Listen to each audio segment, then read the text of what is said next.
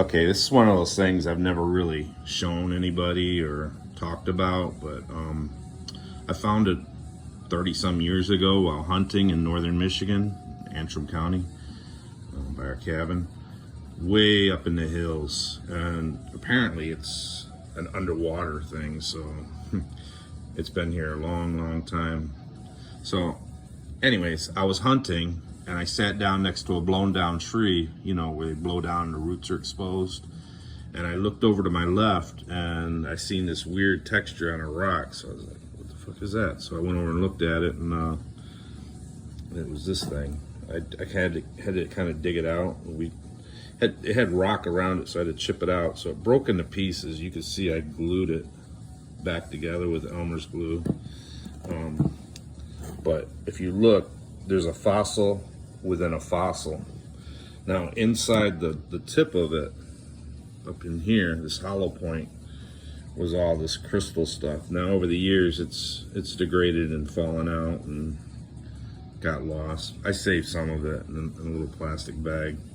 But yeah, so I took this to the Natural History Museum in Ann Arbor, Michigan, and the guy that was telling me about it, he wanted me to donate it. So he told me that it's basically one of those shells. It's like a cone shape and they're real long.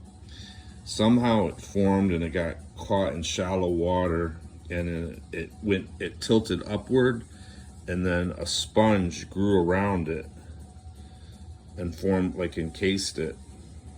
And then as the water receded, this was left there. So, you know, it had to have been an awful lot of water, because this was way up in the hills. I could probably find the elevation if I went on a map and looked at it. But yeah, so this is my fossil. Oh, I think he said it was, when I was there was a bunch of like dinosaur skeletons laying on tables, and his comment to me, he pointed to all the skeletons and he says, see all these?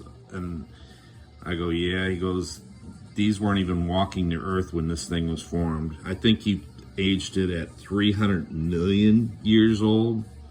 So yeah, I've been in possession of a 300 million year old fossil for most of my life, and nobody's ever seen it. So figured I'd put it on video, and just maybe if I ever go back to Ann Arbor, I'll go visit the Natural History Museum and I'll see if I can donate it. I mean, at most I'll probably get a plaque with my name by it, but he wanted to use it in his class to as like an essay question as to how did this come about? How did it form? Like I said, that shell that's on the inside,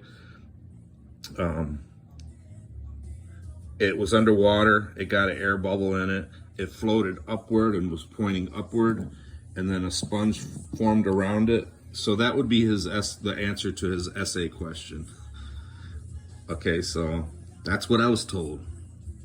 I'm gonna go back one day and I'll get it checked out again and see where we're at. But that's it.